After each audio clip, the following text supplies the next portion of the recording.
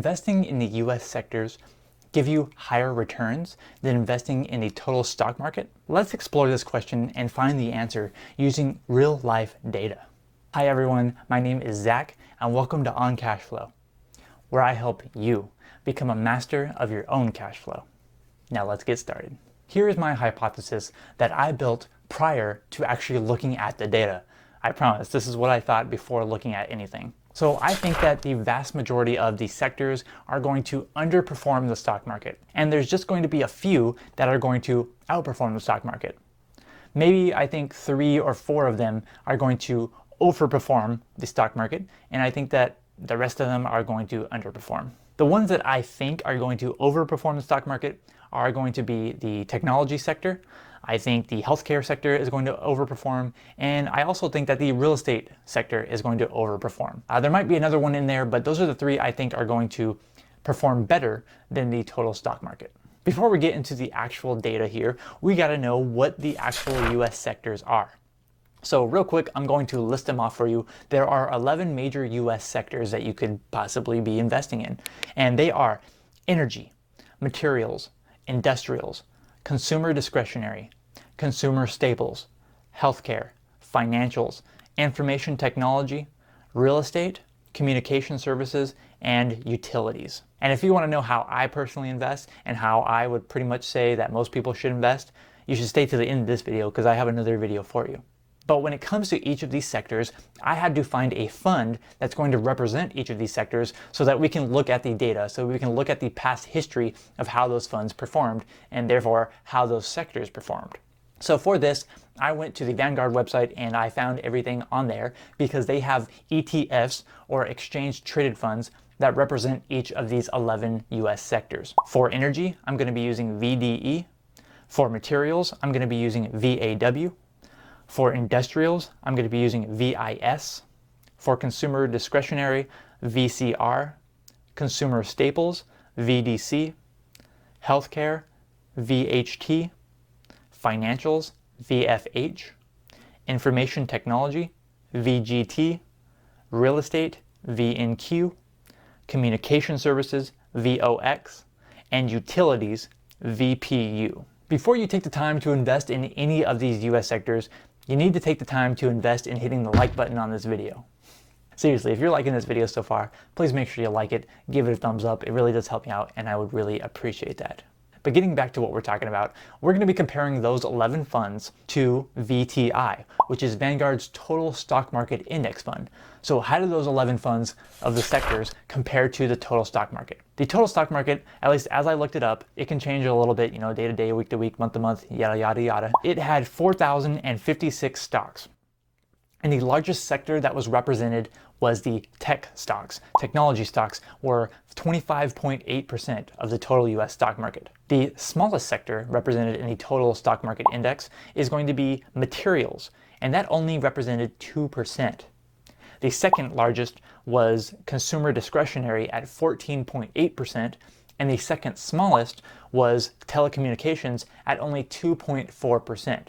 So as you can see, when you're looking at the total stock market, which is based on market cap, how large is that sector, how large is that industry, you can see that some of them represent a very high percentage and some of the sectors represent a very low percentage. So we have a 2% and we have a 25.8%. Now we can get to the fun stuff here when we're looking at the data. So here's the scenario that I ran in order to come up with all these numbers that we're going to talk about. So I looked at as far back as I could using these sector ETFs and using VTI. And the furthest that I could look back was 2005 until 2022. So that is 17 years. And the reason I can only look back to 2005 is because that was when I am constrained by the energy ETF of VDE. So I wanted to compare all of them over the exact same time frame. I gave pretty much equal weighting to all 12 funds, the 11 sectors and VTI, and then I ran the scenario there to see how they all performed over 17 years. In order to make it a little bit more realistic for someone who's actually investing, I started with $100 and I had them invest $100 per month. And I had them rebalance annually in order to try to keep that equal weighting between all the sectors and the total stock market. Before we get to the results here, which are pretty surprising to me, I want to know from you in the comments below. What sectors of the US stock market do you think are going to outperform the stock market as a whole, over these next coming years, maybe over the next 10 years, 20 years, 30 years, etc. Over the long run, which sectors do you think are going to outperform? I'm really curious to know. Let's see what you have to say. But now on to the juicy results here. So we had the total stock market, which is going to be what we're basing everything else on. VTI performed 9.12% compounded annual growth rate over those 17 years. And of these sectors, we had 5 of them that overperformed, that outperformed the total stock market. And that leaves us with 6 of them that underperformed the stock market. The ones that overperformed the stock market were technology, which had 12.99%, healthcare at 10.6%, consumer discretionary at 10.46%, consumer staples at 9.71%, and utilities at 9.47%. The 6 sectors that underperformed the stock market as a whole include financials, which was the worst at 4.54%, telecommunications, which is 5.71%, energy at 6.89%, real estate at 7.32%, materials at 8.09%, and industrials at 8.51%. So how do these actual real-life results compare to what my hypothesis was? Well, first off, I was sort of correct in that most sectors did not overperform the stock market as a whole. In fact, most sectors underperformed. We had 6 that underperformed and 5 that overperformed. However, I was surprised that 5 of them overperformed the stock market as a whole. I thought it would be only 3 or 4 sectors that were pretty much, bringing everything up with them. However, I was incorrect.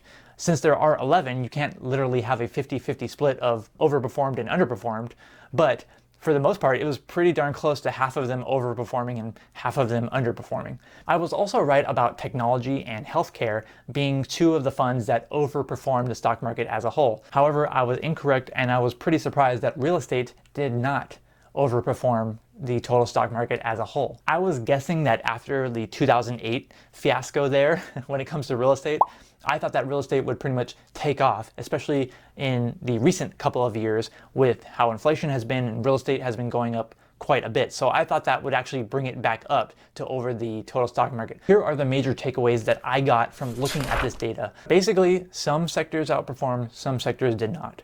I had no idea which sectors were going to overperform. I had no idea which ones were going to underperform.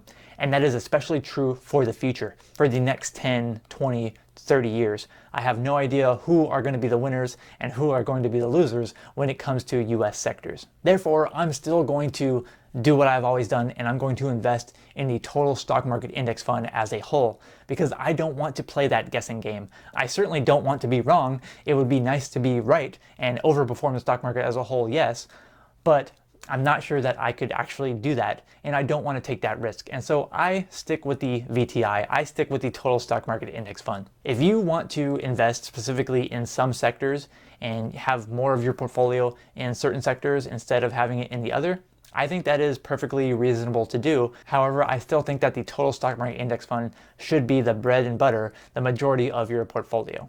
But whether you want to invest in individual sectors or just stick to this total stock market index fund, you need to watch my full guide to investing your way to financial independence. Okay, everybody should watch that video. And that video that I created, I'm going to put it in a link in the description below. I'm going to put it in a link in the pinned comment below, and it's going to pop up on the screen right after I get off the screen. Thank you so much for watching this video. I'm Zach from OnCashflow.com, and I hope to see you next time.